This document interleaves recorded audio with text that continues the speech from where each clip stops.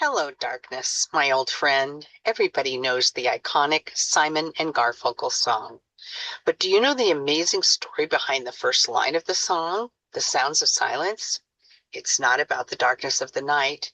It's about a true loss of independence, the loss of one's sight, and a new nickname for a friend. This is the story of a beautiful song with iconic lyrics and a great story of human friendship. Imagine losing your eyesight just weeks after starting college and discovering that one young man refused to let your future disappear with it. He thought his dreams were gone forever until his roommate quietly made a series of decisions that would change both of their lives. This incredible friendship happened years before either of them became successful, and what one friend sacrificed will stay with you long after this video ends. Our title, Hello Darkness, Independence Lost. Welcome to Dream Builders Diaries, building dreams one story at a time. And I'm Jeannie Craft. And here at Dream Builders Diaries, we dive deep into the personal stories of entrepreneurs, artists, innovators, and everyday visionaries just like you. We believe that every dream starts with a story worth telling. And by sharing these stories, we aim to empower you to create your own dream and the story behind it. But before we get started, grab a paper and a pencil if you don't already have one. Inspiration, ideas, and dreams come and go very quickly. Jot yours down and don't let yours get away. Two college freshmen had their whole lives ahead of them until one woke up to a complete nightmare. He was going blind. What his best friend did next would change both of their lives. He refused to let his friend fail or fall. Some may not know the real story behind the Art Garfunkel and Sandy Greenberg story. It is beautiful. It began over 60 years ago when Arthur Art Garfunkel, a Jewish kid from Queens, enrolled in Columbia University. During freshman orientation, Art met a student from Buffalo named Sandy Greenberg, and they immediately bonded over their shared passion for literature and music. Art and Sandy became roommates and best friends. And with the idealism of youth, they promised to be there for each other, no matter what. Soon after starting college, Sandy was struck by tragedy. His vision became blurry. Each day he found it harder and harder to see through the blur that had become his new companion. Eye doctors had diagnosed it as a temporary conjunctivitis, but the problem was not temporary. The problem grew worse. Finally, after seeing a specialist, Sandy received the most devastating news ever. Severe glaucoma was destroying his optic nerves. The young man with such a bright future would soon be completely blind. If anyone has ever experienced even a temporary loss of vision or of their sight, they understand the fear of independence lost. The news left Sandy devastated. Sandy fell into a deep depression. It was understandable, but completely unbearable to watch. He gave up his dream of becoming a lawyer and moved back to Buffalo, where he worried about being a burden to his financially struggling family. Consumed with shame and bound by fear, Sandy cut off contact with his old friends. He wasn't answering their letters, he wasn't returning their phone calls. And then suddenly, to Sandy's shock, his buddy Art showed up at the family's front door. Art was not going to allow his best friend to give up on life, so he bought a ticket and flew up to Buffalo unannounced. Art convinced Sandy to give college another try and promised that he would be there right by his side to make sure he didn't fall, literally or figuratively. Art kept his promise, faithfully escorting Sandy around campus, effectively serving as his eyes and helping his ears and other senses to adapt to the new world Sandy was finding his way in. It was important to Art that even though Sandy had been plunged into a world of darkness, he should never feel alone. Art actually started calling himself Darkness to demonstrate his empathy with his friend. He'd say things like, "Darkness is going to read to you now." Art organized his life to helping Sandy do everything as much as possible, as independently as possible.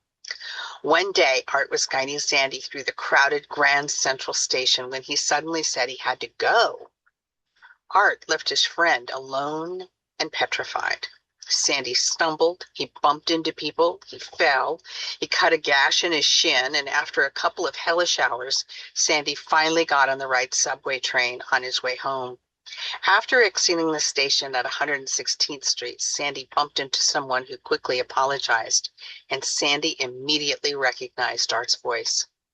As it turned out, Art, his trusty friend, had followed him all the way home, making sure he was safe.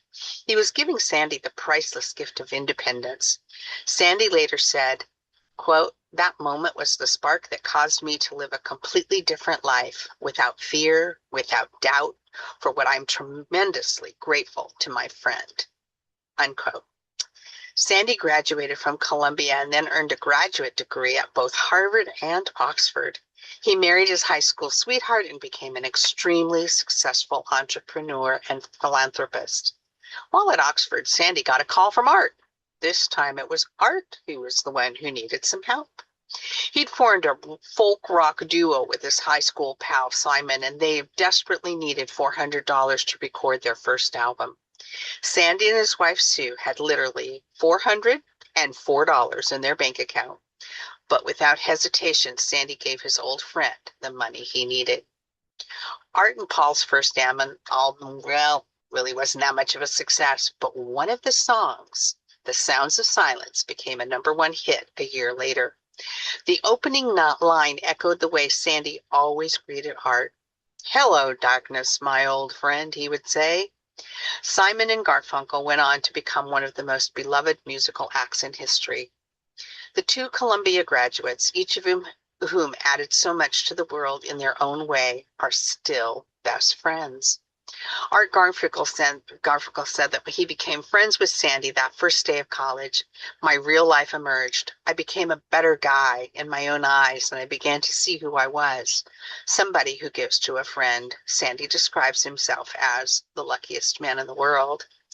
So what would you do if your college roommate suddenly went blind? Most people would feel helpless. The real diagnosis shattered his world, but it was the two friends' unbelievable promise to each other that rebuilt his life. This true story begins with the loss of that independence, but ends with one of the greatest acts of friendship you'll ever hear. And just when you think this story couldn't become more incredible, decades later, that friendship, it still survives. Independence, both lost and found.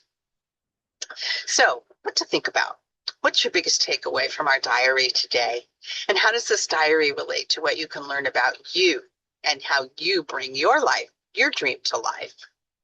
Why this diary? Because this diary demonstrates the magic and beauty of a love of giving of yourself to learn more about your own reasons and the purpose for being on this planet. And I also share this diary because this powerful diary also celebrates the virtues of finding new ways to live, even when our eyes still work as they were intended for sight. Dreamers, believe in yourselves, be passionate, work smart, know your why, and apply what you learn each day. Enjoy life and always, always be kind. I'm going to leave you with this quotation. That moment was the spark that caused me to live a completely different life without fear, without doubt. For that, I am tremendously grateful to my friend, Sandy Greenberg. Thank you, Sandy.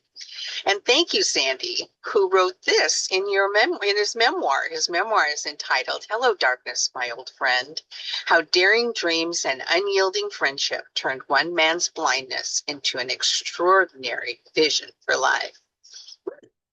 Special thanks to all of those of you who listen to Dream Builders Diaries regularly. I'm grateful to you. The honor to spend time with you is all mine.